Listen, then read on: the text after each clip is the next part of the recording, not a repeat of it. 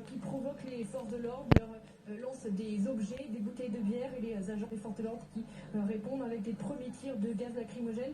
Je vous le dis, c'est le cas à chaque sortie ici, à chaque fois, toujours sur cette place Bellecour. Les tensions, selon les personnes à qui j'ai pu parler, sont toujours très courtes, elles ne durent que quelques instants, elles émaillent toujours les fins de mobilisation et uniquement la fin, parce qu'il faut bien le noter, aujourd'hui ici à Lyon, et c'est le cas depuis plusieurs semaines, les mobilisations se passent dans le plus grand calme aujourd'hui pendant plus de 2 heures, 2h30, gilets jaunes et donc gilets verts représentant les mouvements écologistes ont manifesté côte à côte avec des revendications très fortes. Ils ont demander des mesures concrètes au gouvernement, des mesures pour pouvoir mettre en place une politique qui protège l'environnement sans pour autant diminuer le pouvoir d'achat des classes moyennes et les plus pauvres. Malgré 25 samedis de mobilisation, les Gilets jaunes, comme les mouvements écologistes, ont l'impression de n'avoir strictement rien obtenu de la part du gouvernement. C'est pour ça qu'aujourd'hui, ils ont décidé pour la première fois de s'unir. Ils espèrent d'ailleurs qu'ils pourront le faire les autres samedis prochains pour enfin se faire entendre par le gouvernement.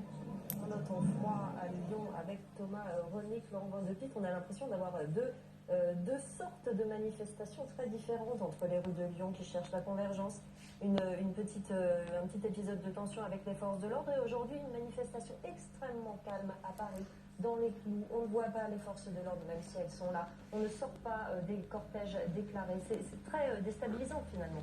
C'était le défi d'aujourd'hui, à mon sens, pour les Gilets jaunes, c'était de montrer qu'ils pouvaient manifester autrement que les images qu'on a pu voir ces derniers jours.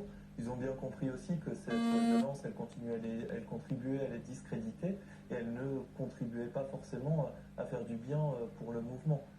Par contre, ils veulent montrer qu'ils sont toujours présents, et à mon sens, ce qui se joue dans cet antimacronisme, c'est aussi plus généralement une crise de nos institutions. C'est-à-dire qu'il n'y a plus d'élections intermédiaires en France, ou alors on prend en étau des élections comme les élections européennes qui ont des enjeux normalement tout autres, et cette mise en concordance du calendrier avec les élections présidentielles et les élections législatives en même temps empêche toute